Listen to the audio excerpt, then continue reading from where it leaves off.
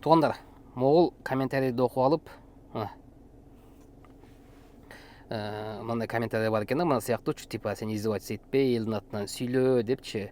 Мына элдин атынан сүйлөө, башкасы жардам кылат, сен жардам бербесең башкасы кылат, учтуктар түшүшүн деп. Ушул байакыл ДТП болгондорго карата видео чыгарып койдум. 1 мүнөттүк. Негизи айтыла турган сөз эле, 62 000 просмотр болду, 2400 лайк болду, 613 комментарий болду. Ушул комментарий мисалы туугандар, демек чыныгы жардам керек адамдар мисалы бар. Буларды көрбөйсүңөр, буларды көргүңөр да келбейт, акчага отуруңар да келбейт. Анан именно ДТП болгондорду чыгарсам, чыныгы муктаж адамдар ким же ошону армия ала албаган адамдар комментарий жаздыбы же ушул ДТП болгондордун өзү или тааныштары жаздыбы, мен түшүнө албадым. Туугандар, ассаламу алейкум. Силер таксаманын YouTube каналындасыңар. Бул темада кечеги чыккан ДТП боюнча кайыр сурап акча тилеген адамдар жөнүндө сөз болмокчу. Туугандар,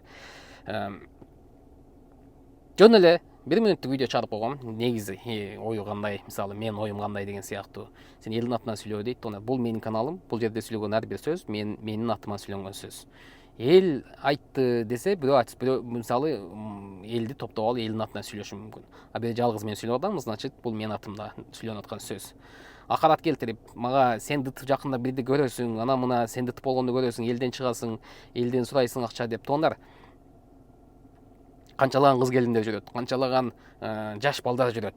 Бири ишти баштап коюп банкрот болуп, анан кайра ону жабып, канчалаган адамдар жүрөт ДТП болуп алып, кудум ушундай ДТП болуп алып, анан ону Кудай ушундай пешенеге ушундай жазыптыр деп төлөп, анысын дагы төлөп, бунусун дагы төлөп. Түшүнүп атам. Ушул ДТП болгондорго сурашын акча керек болуп атат, түшүнүп атам. Бирок туугандар, жаны аман, анын жаны аман. Демек, бул бирөөдөн карыз калат, мал мүлкүн сатат, же болбосо дос чар, тууган урукту ортого салып, акча топтоп мындай чыгарып, анан кийин ошол карызды иштеп төлөйт. Бул Кудайдын ага берген эскертүүсүнө сыноосу, же болбосо алдында бир жакшы немеге аны даярдап атат Кудай. Мен ушундай түшүнөм, менин түшүнүгүмдө. Мага бир жаман иш болду, значит мени бирдекеге даярдап атат, же жөн гана мага бирдекени эскертип атат деп мен түшүнөм да.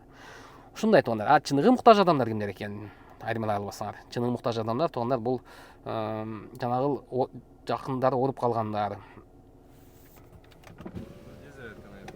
На iPhone? Да. Type-C? Нет, обычная. Обычный.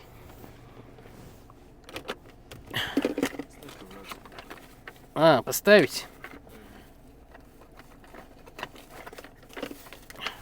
Ты здесь, да? Да. А сейчас подойду, брат. Можешь у себя заряжать. Сен бирөөгө жардам бербейт экенсиң, көзүңөн айтып турат деп мен көзүмөн да билип койгондор бар экен. Туугандар, мынал жерде автосервис бар, кузовной бар, оклейка бар, вот автосервистер бар. Ушул жерден түшкөн таксопарк бар, туугандар, еще. Ушул жерден түшкөн пайданы какой-то бөлүгүн башында договор болгон. Биз Кыргызстандагы чыныгы муктаж адамдарга которуп турабыз. Жеке мен өзүмөн рекламадан түшкөн акчаны, таксиден түшкөн акчадан мен жеке чыныгы муктаж адамдарга которуп турам. Ошон үчүн мен силердин ал сөзүңөр, сен жардам бербейт экенсиң, сен эч которо албайсың, сен бечара таксистсиң деп комментарийлер болду да. Кирип окусаңар, вообще кадимгидей келип күлкүн кезде жиниң келет. Ушунчалык кеңкелес адамдар барбы деп, кеңкелес адамдар да буларчы. Орусчасы Д кетет, аягы Р менен бүтөт. Да, ушунтип кетет да. Түшүндүңөр? Ушул. Туугандар, чыныгы муктаж адамдарды армия ала албагандан кийин силер мен менен бир сөз талашпай эле. Чыныгы муктаж адамдар, мен ошолорду билем. Жакын адам ооруп калгандар, же кырсыкка учурап ден соолугунан айрылгандар. То есть ал ошондо дагы ал айлап, жылдап аракет кылып атат. Ушул Кудайдын сыноосунан чыгып кетейин деп. Тааныш билиштен акча алып атат, кредит алып атат, карыз алып атат. Акыры болбой калганда анан элден акча сурап чыгып атат. Бул акыркы варианттардын. ДТП болгондо эч кандай аракет кылды деп ойлойсуң ошондой. Тааныш билиштен, дос чардан, же болбосо топтоп койгон мал мүлкүн сатып, же кредит алып, ошол немеден чыгып кеткен аракет кылды деп ойлойсуңарбы? Жок. Алар эң оңой жолун тандап атышат. Элден, бечара бол элден акча топтоп, ушул немеден чыгып кетейин деп. Ошону бул өзү чыгарса, туугандар, ал үчүн бул чоң мындай бир жакшы бир сыноо, ал үчүн сабак болот. Алдыдагы жашоосуна чоң сабак болот. Бул Кудай сага жанын аман кылып атат, значит ал жөнүндө эскертип берип атат. Ал үчүн ошол немеден чыкса, ал үчүн сабак болот. Эгер эл топтоп берсе, ал үчүн сабак болбойт, себеби ал оңой эле жол менен ал ситуациядан чыгып кетти. жаны аманбы? Мага канча болсо чалгандардан эң биринчи сурайм, жаның аманбы, өзүң тынчсыңбы деп сурайм. Ооба. Канча күнөөлүүсүң, күнөөлүү эмессиң дейт. Көпчүлүгү мен күнөөлүү эмесмин деп мойнуна алышпайт. Бирок мени күнөөлүү кылып койду дейт. Анан канча карызсың десе, ошол 600-700 миллионго чейин айтышат да, мисалычы, кээ бирлери 300-400дөн бери айтышат. Мен айтам, чыгарбайм дейм. Мен чыгарып берем, бирок көбүнчө элге эскертүү иретинде чыгарып берем. Эл ушундай болуп неме кылсаңар, ушундай болот деп чыгарып берем. Сен карта номериңе аты жөнүңдү жазып коем. Калышырга турушат, бирок основной акцент элге эскертүү иретинде чыгарып берем. Макулсуң десем, телефондон өчүрүп коюшат көпчүлүгү. Кээ бирлери жок, брат, рахмат деп болуп коюшат. Так ушундай туугандар. Кече жакында эми бул жөнүндө сөз бүттү. Мен жеке өзүм оюму немеми айттым. Комментарий жазганда этият болуп жазгыла, акарат келтирбегиле. Макалды жакшы билесиңер. Бирөөгө көр казсаң кенен каз, ого өзүң түшүп калышы мүмкүн деген макал бар. Мен бириңе да мындай нерсени каалабайм. Эч кимибиз мындай нерсеге неме кылбайлыт. Анткени ар бир адам алган жазасы буга чейин кылып келген кандайдыр бир жаман иштерине карата деп мен ушундай сезем, ушундай ойлоном. Сага ушундай бир сыноо берди, значит, буга чейин сен кандайдыр бир жаман иш кылгансың, же болбосо алдыдагы бир жакшы нерсеге сени даярдап атат Кудай. Морально мындай даярдап атат деп түшүнөм, менин жеке оюм. Дагы айта алайм. Бул каналдагы сөзлөгөн ар бир сөз, туугандар, бул менин мнениям, менин сөзүм. Ар бир адамдын өзүнүн жашоодо болгон принципи болот, правиласы болот, бул жаман, бул жакшы деген. Элдин атынан сүйлөгөдөй мен эл эмесмин. Так что ол ушинтип комментарий жазганда силерге дал деп баягы аяк эрменен бүткөн сөздү ыйгармакмын. Эми кечеги машина ушунун баардыгы неден болуп атат туугандар? Выкупка машина алып алып, лизингке машина алып алып, түнүгүн иштеп, же болбосо жанагынды бирдекелерди чегип алып, правиланы болбой телефондо за рулем кадатып неме жазышып, анан ушундан болуп атат да. Ушунун баарын выкуптан жок кылалы деп видео чыгарсак, эми ону дагы негатив болуп хейтерлер кетти туугандар. Мисалы, вот видео чыныгы адамдар кимдер деп киргиздим да, мисалы ошону киргизсем 62 просмотр болду. Чыныгы адамдар, вот чыныгы муктаж адам ылдыйда турат, мисалы, вот болуп калган жаш баласы экен. Ушуну кылсам эч ким көргөзбөйт, 800 адам көрдү көп болсочу. Көрбөй коюшту. Буга ошондорду көрбөйсүңөр. Анан жаны аман адамдарга жардам бергенди жакшы көрөсүңөр туугандар. Мен таң калам да кадимгидейчи. Ошол ДТПны выкупту жок кылалы, лизингти жок кылалы деген видео киргизсем, аны мындайча айтканда хейт кылып салышты, негатив кылып салышты. Эч кимге ишенбейбиз деп. ДТП болуп күнөөлүү болуп калган адамга жакшы ишенет экенсиңер. Күнөөсү бар, ДТП болуп калды. Чыныгы муктаж адам экенин телефондон айтып ишенесиңер. Вот мен полный иштеген жерими, буга чейин бирөөнү алдап келген историям жок болсо, негизи жок нерсени жок бирөө бар кыла албайт да. Адам айтып ушундай жок кылалы десе ишенбейсиңер. Азыр мисалы 200-300 миң акча топтолуп калды. 200дөн өтүп 300 миңге жакын болуп калды. Мен күндө эле авто реклама тартып ушул жердемин. Мисалы, приложение бар да, мындай приложениеден көргөз дегендер. Көргөз коюн. Мына приложение бар. Мындай бол приложение акча салганда ар ким өзүнүн алдына жылып кете берет. Күнүнө 2 миң, 3 миңден салгандар бар. Бир келип 30 миң, 20 миңден отургондор бар туугандар. Мисалы, мына ал мелис дегендер кече келип эле 40 миң берген эле, бүгүн келип бүгүн 20 миң отурду. Ушинтип эле приложениеден алдыга жылып кете беришет.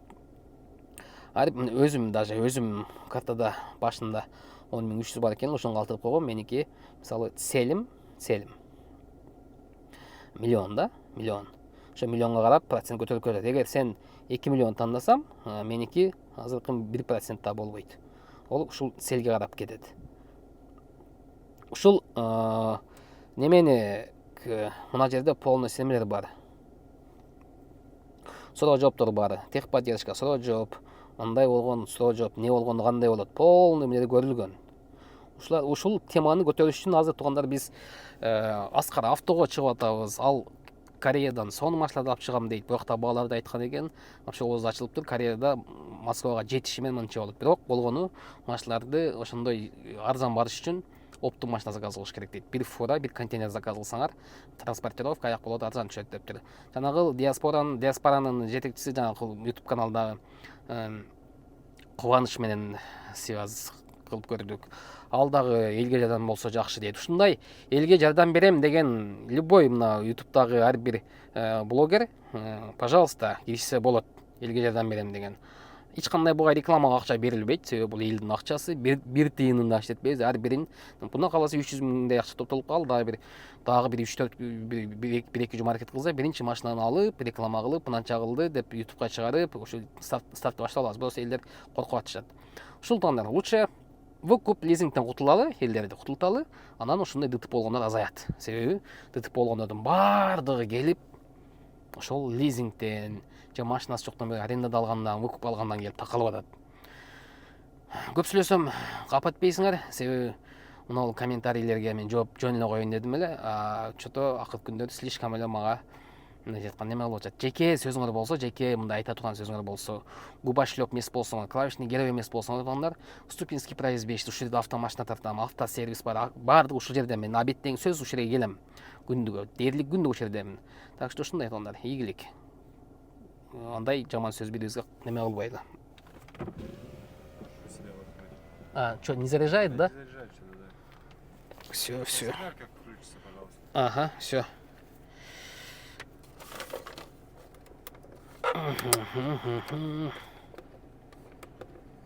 О, не заряжает дейді. О, кетті. Кетті. Шундай тондар. Так что видеоны чыгарганда ар биринин өзүнүн правдасы бар, өзүнүн ачыкча юмору болот. Юмор, мен көбүнчө юморго салам, метафора, мындай переносный смысле көп сүйлөйм да, кээ бир немелерди. Ошону туура түшүнүүгө аракет кылгыла. Эгер ким бирөө түшүнбөй, башкача өзүнө личный өзүнө алып алган болсо, ал өзүнүн проблемасы, менин проблемам эмес. Демек, ошол сөз өзүнө тийди, ошого катуу тийди, мына комментарий жазгандар. Демек, ушул сөз ошого жетүү жерине жеткен. Ушуну айта албай жүргөндөр, конечно, видеого лайк басылган. 2400 лайк бул деле жакшы. Бул видеода лайк ким көп лайк басса, значит, менин айткан сөзүм туура деп ойлойм мен. Ошол комментарийде дагы любой эле сөңгө сөз жаза албайсыңар, YouTube өчүрүп таштайт. Мен өчүрбөйм. Менин комментарийди бир окуп эле коем болду. Көз жүгүртүп баары бир малда кирип оптум окуп коем болду. Ар бирин жазып окуп отурбайм. Ийгилик. Жана тынч бололу туугандар. Бирибизге да андай жаман нерсени тилебейли. Хойт мен силерге жакпашы мүмкүн көбүңөчү. Ошонсо дагы мага андай нерсе тилебегиле. Мен да бириңе да андай тилебейм. Себеби бул тилесең дагы айта алайм. Бирөөгө жаманчылык тилесең, ал өзүңө келип кайтышы мүмкүн. Жаман нерсе кылган болсоң, сага эмес, сен жакын тууганга тийиши мүмкүн.